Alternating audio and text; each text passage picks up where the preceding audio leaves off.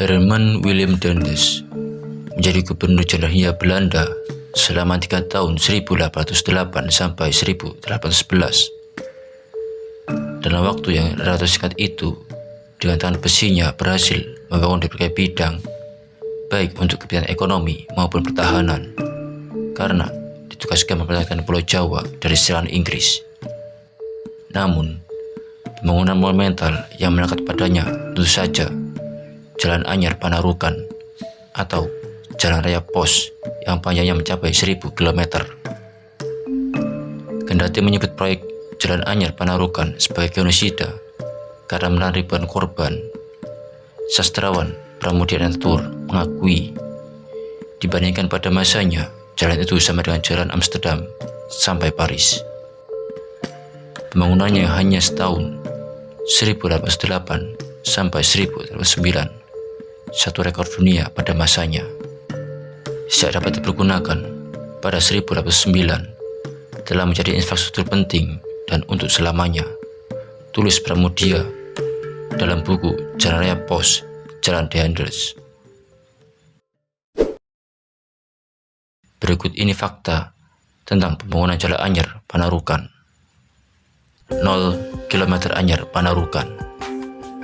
Di sekitar mercusuar Anyar yang terletak di Desa Tambang Ayam, Kecamatan Anyar, Serang, Banten, terdapat tapal yang menandai titik awal bangunan Jalan Anyar Panarukan. Tidak diketahui pasti siapa dan kapan pembuatannya. Sejarawan Universitas Indonesia, Djoko Marihandono, merasa heran dengan tapal tersebut. Saya masih mempertanyakan 0 km yang ada di Anyar, Banten, sebagai titik awal pembangunan Anyar Panarukan.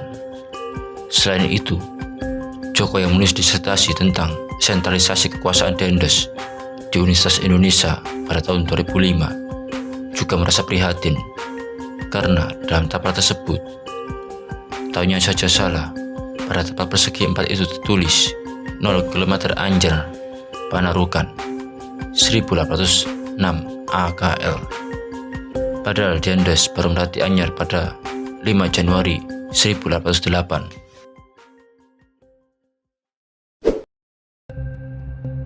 Sistem kerja upah. Daendels memutuskan pembangunan Jalan Bogor sampai Cirebon yang berjarak 150 km pada 25 April 1808 dan pengerjaannya dimulai awal Mei 1808. Menurut Djoko, pengerjaan pembuatan Jalan Raya Bogor sampai Cirebon dilakukan atas dasar kerja upah karena Direktur Jenderal Keuangan Van Schalkwyk menyiapkan dana untuk upah pekerja, mandor, peralatan, dan konsumsi atau ramsum. Untuk membangun jalan dari Cisarua, Bogor sampai Cirebon, Daendels menyiapkan dana sebanyak Rp30.000 ditambah dengan uang kertas yang begitu besar. Pemberian upah didasarkan pada beratnya lokasi yang ditempuh, seperti batuan padas, hutan lebat, lereng bukit, gunung, tata jalan lokasi, dan sebagainya. Rinciannya antara lain: rute Cisarua sampai Cianjur Rp10 perak per orang per bulan. Cianjur sampai Raja Mandala Rp4 perak per orang per bulan. Raja Mandala sampai Bandung Rp6 perak per orang per bulan. Bandung sampai Parakan Muncang Rp1 perak per orang per bulan. Parakan Muncang sampai Sumedang Rp5 perak per orang per bulan. Dan Sumedang sampai Karangsembung Rp4 perak per orang per bulan. Selain upah, para pekerja juga mendapatkan beras dan garam. Sistem pembayarannya, pemerintah memberikan dana kepada para prefek, yaitu jabatan tingkat residen, lalu diberikan kepada para bupati. Ini buktinya ada. Sedangkan dari bupati kepada pekerja tidak ada buktinya. Bisa jadi ada, tapi belum saya temukan. Apakah para bupati membayarkannya atau tidak kepada pekerja, itu urusan lain. Jadi bukan kerja paksa karena diberi upah. Dimulainya sistem kerja wajib. Setibanya di Karangsembung, timbul persoalan. Selain dana habis untuk membayar pekerja maupun untuk perbaikan dan perawatan jalan sebagian dari tanah di sekitar Karangsembung, yang akan dijadikan jalan adalah milik Sultan Cirebon. Dendels kemudian menekan Sultan agar menyerahkan tanahnya demi kepentingan pembangunan jalan. Sultan membebaskan tanahnya karena Dendels menjanjikan jalan itu bisa digunakan untuk mengangkut kopi yang juga memberikan pemasukan kepada Sultan. Untuk menyiasati kehabisan dana, Dendels mengumpulkan semua penguasa pribumi, termasuk para bupati di Jawa Tengah dan Jawa Timur. Tepatnya di rumah residen Semarang, dia menyampaikan maksudnya untuk melanjutkan pembangunan jalan raya dari Cirebon sampai Surabaya.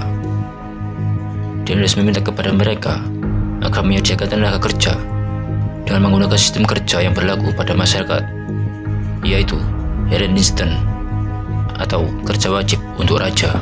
Prinsip kerja wajib itu karena penduduk menepati tanah milik raja, maka wajib hukumnya untuk memberikan upeti kepada raja. Ini dipakai oleh Dendels untuk memerintahkan para bupati agar mengarahkan penduduknya untuk bekerja.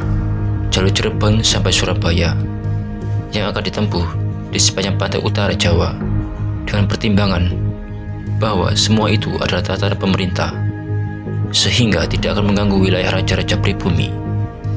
Atas kesediaan para bupati, proyek penggarapan jalan itu dilanjutkan.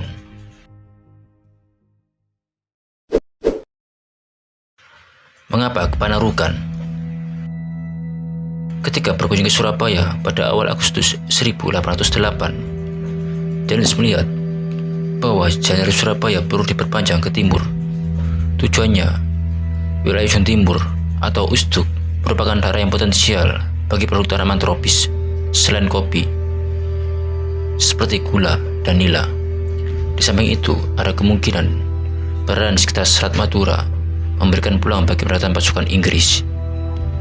Untuk itu, dia memerintahkan Rodney Buller, pemegang kekuasaan atau Gesah Geber ujung timur, sebagai penanggung jawab pembangunan jalan Surabaya sampai ujung timur yang dimulai pada September 1808. Titik akhir di jalan ujung timur terletak di Panarukan dan tidak dibangun hingga Banyuwangi. Pertimbangannya, Banyuwangi dianggap tidak memiliki potensi sebagai pelabuhan ekspor, sedangkan Panarukan dipilih karena dekat daerah lumbung gula di Besuki dan dengan tanah-tanah partikelir yang menghasilkan produk tropis penting. Tonggak atau PAL.